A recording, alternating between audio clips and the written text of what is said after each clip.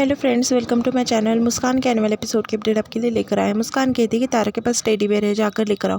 रौनक जो है तारा के कमरे के बाहर जाकर खड़े होता है। तारा जो है बहुत अजीब से रौनक को देखने लगती है। वो कहती है कि क्यों, क्या काम है आज छोटे नवाब साहब हमारे गरीब खाने में। तभी वो कहता है कि वो टेडी बेयर मुझे चाहिए, क्योंकि वो टेडी बेयर जो है मुस्कान ने मेरे लिए बनाया था, बड़े प्यार से बनाया था। उस वक्त जो है मैं गुस्से में था, इसलिए नहीं कह दिया था। वो टेडी बेयर मुझे वापस दे दो, ऐसा जो है तारा से कहने लगता है। तभी तारा कहती है कि वो टेडी बेयर तो हमारा हो चुका है, अगर आपको टेडी बेयर लेना है तो आपको एक चीज़ करनी पड़ेगी। तभी रौनक कहता है कि क्या। वो आईने के ऊपर किस करती है और कहती है कि हमें किस करनी पड़ेगी, आओ हमारे करीब और लेकर जाओ टेडी बेयर। तभी जो रौनक है वहाँ से भाग कर निकल जाता है घबरा कर। बाहर आकर मुस्कान से कहने लगता है कि वो तारा अजीब सी बातें कर रही थी।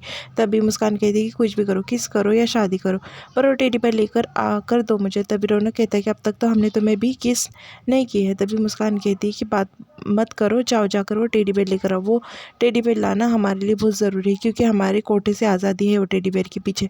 तभी रौनक कहता है कि ठीक है, और रौनक जो है वापस से तारा के कमरे में चले जाता है। तारा जो है टेडी बेयर को लेकर बैठती है और कहती है कि छोटे साहब आप तो वापस आ गए, छोटे नवाब साहब आपको चाहिए ना टेडी बेयर, तो आओ किस कर लो हमें। तभी वो कहता है कि आंखें बंद करो। तारा से कहने लगता है। तारा कहती है आप तो काफ़ी रोमांटिक निकले।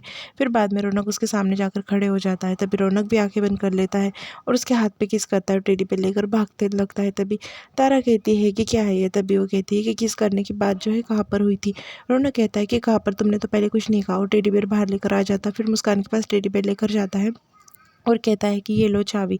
फिर मुस्कान और रौनक जो है वो चाबी लेकर वो रूम की तरफ निकल जाते हैं। फिर बाद में जो है वो रूम के तरफ जाते हैं, वो लाल दरवाज़ा खोलने की कोशिश कर रहे होते हैं। मुस्कान और रौनक जो है लाल दरवाजे के पास पहुंचकर वो दरवाज़ा खोलने की कोशिश कर रहे होते हैं, पर जो चाबी होती है वो दरवाजे को लगती ही नहीं। मुस्कान कहती है मैंने तो सही चाबी निकाली थी, फिर ये चाबी बदली कैसे और असली चाबी कहाँ पर है। दोनों के बीच में बहस हो रही होती है चाबी को लेकर। दरवाज़ा खुलता ही नहीं। तभी रौनक कहते कि साला ये दरवाज़ा खुल ही नहीं रहा है, चाबी बदल गई शायद। तभी तबस्सुम जो है मुस्कान को आवाज़ लगा रही होती है, मुस्कान मुस्कान बोलकर। तभी मुस्कान जो है वो चाबी निकाल लेती है और रौनक को कहती कि चलिए रौनक जी। बाद में तबस्सुम के सामने मुस्कान और रौनक दोनों जाकर खड़े हो जाते हैं। तबस्सुम कहती है कि मेरी चाबी कहाँ पर है मुस्कान, मिली क्या चाबी। तभी मुस्कान कहती कि हाँ लीजिए नानी, और वो चाबी जो है दे देती है। और वो चाबी जो है वो कहती कि कहाँ मिली। तभी वो कहती कि तकिया के नीचे गिरी हुई थी, यहाँ पर मिल गई। तभी वो चाबी ले लेती। वो कहती कि ठीक है, जाओ अब मेरे लिए जो है चाय बना कर लाओ, चाय और उपमा बना कर लाओ। तभी मुस्कान और रौनक जो है परेशान होते, असली चाबी गई तो गई कहाँ। फिर असली चाबी के पीछे की हिस्ट्री पता चलती। जब तबस्सुम जो है कमरे में थी, वहाँ पर नहाने के लिए गई थी, तभी गायत्री ने वो चाबी ले ली थी उसकी, और चाबी निकाल कर लेकर चली गई थी, असली चाबी। वहाँ पर रौनक जो है वो बैठा होता है। फिर बाद में वो कहता है कि साला हमें समझ नहीं आ रहा है कि आखिर वो दरवाजे के पीछे, हमें चैन नहीं लग रही, आखिर दरवाजे के पीछे राज क्या है। ये जो है वो बात कर रहे होते हैं। वहाँ पर जो है गायत्री जो है वो कैसे किया, कैसे चाबी ली, वो सब सीन दिखाया जाता है कि कैसे उसने नहाने गई थी तब चाबी निकाली थी और लेकर जो है वो गई थी वहाँ पर। दूसरी तरफ रौनक कहता है कि हमें समझ नहीं आ रहा कि आखिर असली चाबी गई तो गई कहाँ और दरवाजे के पीछे का राज क्या है। गायत्री ने वो चाबी की जो परछाई है वो लगा दी थी, और बाद में वो चाबी जो है मेणबत्ती पर लगाई थी, और चाबी का निशान जो है मेणबत्ती पर ले लिया था और छुपाकर मेणबत्ती जो है लेकर गई थी बाहर। जब नारियल पानी लाने तबस्सुम ने उसे भेजा था, तब वो लेकर गई थी कैंडल, जिसके ऊपर उसने निशान लिया था। और वहाँ पर जो चाबी बनाने वाला था उसके पास वो दे दी थी कैंडल, और कहा था कि ऐसी ही डुप्लीकेट चाबी बना कर दो भाई साहब जल्दी से। और चाबी बनाकर जो है वो लगा दी थी वापस से तबस्सुम के इसमें, और असली चाबी जो है उसके पास से गायत्री के पास रखी थी, क्योंकि गायत्री को भी जानना था कि लाल दरवाजे के पीछे असल राज क्या है, सर जी की कौन सी काली कतुर छुपी है। फिर बाद में गायत्री जो है सब जानने के बाद वो तबस्सुम सोने के बाद वो अंदर चले जाती है, लाल दरवाज़ा खोल कर अंदर जाती है और देखती है तो वहाँ पर कोई भी नहीं होता। किसी की आहट सुनाई देती है। गायत्री को वहाँ पर जाती है, देखती है तो सुमसाम होता है। उसे काफ़ी डरावना और अजीब सा वहाँ पर फील हो रहा होता है, पर एक्चुअली वहाँ पर कोई भी नहीं होता। फिर गायत्री जो है वो देखती है, उसे लगता है कि कोई छुपा है। फिर आसपास सब तरफ देखने पर भी गायत्री को कोई भी नहीं दिखता।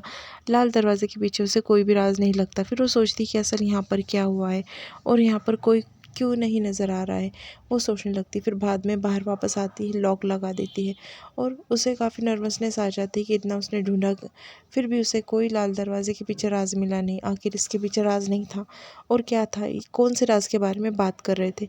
वो सोचने लगती, काफ़ी उदास चलते हुए नीचे आती है। तभी मुस्कान और रौनक की नज़र जो है गायत्री के ऊपर पड़ जाती है। मुस्कान रौनक से कहती कि देखो माँ, काफ़ी खोई खोई सी लग रही है। गायत्री को नीचे लाती है और कहती है कि माँ बैठिए। माँ, आखिर बात क्या है, आप इतनी खोई खोई नज़र क्यों आ रही है, क्या बात है, गायत्री से पूछने लगती है। तभी गायत्री बस सोचने लगती है, उसे कुछ समझ में नहीं आता कि वो मुस्कान और रौनक को क्या जवाब दे। फिर बाद में वहाँ पर जो है कोई आवाज़ देता है मुस्कान को और कहता है कि तुम उपमा और चाय बना दो। तबस्सुम जो है वो उठ गई है। तभी मुस्कान जो है उपमा और चाय बनाने जाती है और फिर गायत्री कहती है कि मैं तबस्सुम जी के पास जाकर बैठती हूँ। तभी रौनक को कहने लगती, मुस्कान ज़रूर कुछ ना कुछ बात है, माँ काफ़ी खोई खोई लग रही है। वहाँ पे पेस्ट कंट्रोल से कुछ आदमी आते हैं, कीड़े मकोड़े और मच्छर मारने वाले। तभी वहाँ पर जो माला होती है वो मना कर देती है। वो कहती है कि हमारे वहाँ पर मच्छर वगैरह नहीं है। तभी रौनक के दिमाग में एक आइडिया आता है। रौनक कहता है कि क्या कर रही हो। फिर बाद में वो पेस्ट कंट्रोल वालों को जो है 3 बजे बुलाती है कोठे पर और कहती है कि तब आकर तुम जो है सारे तरफ दवाई छिड़क देना। फिर रौनक जो है उसके दिमाग में एक आइडिया आता है। सब जो है वहाँ से पेस्ट कंट्रोल वाले चले जाते हैं। तभी मुस्कान को रौनक जो है प्लान बनाता है। वो कहता है कि हमारी मदद अब तक किसी ने नहीं की है, ये मच्छर मदद करेंगे हमारी। फिर मुस्कान कहती है कि वो कैसे। तभी वो कहता है कि हमारे दिमाग में एक अजब गजब सा आइडिया आया है।